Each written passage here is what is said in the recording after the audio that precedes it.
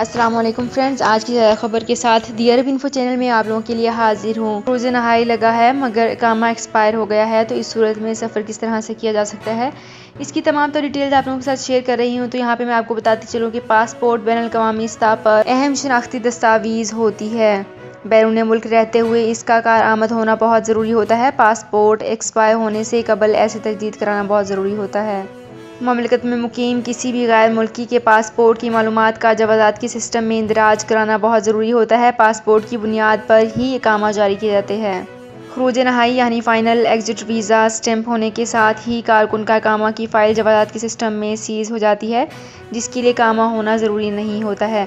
वाज़ेह है कि वो अफराद जो खरूज नहाई पर मुस्तकिल बुनियादों पर ममलकत से जाते हैं, इन्हें चाहिए कि वो 60 दिन के अंदर अंदर सफ़र करें। बसूरत दीगर मुकर्ररा मुद्दत गुजरने के बाद सफ़र न करने की सूरत में खरूज नहाई वीज़े को कैंसिल कराना ज़रूरी होता है।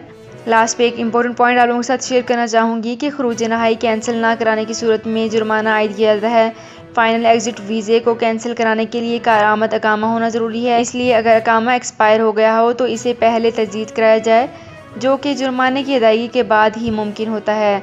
तो फ्रेंड्स, ये थी मेरी आज की वीडियो। होप आपको ये वीडियो पसंद आई होगी। अगर आपको ये वीडियो पसंद आई है तो हमारे चैनल को सब्सक्राइब, लाइक एंड शेयर कर लीजिए। तो फ्रेंड्स, मिलते हैं एक नई वीडियो में एक बिल्कुल नई अपडेट के साथ। अपना बहुत ख्याल रखिएगा। अल्लाह हाफिज़।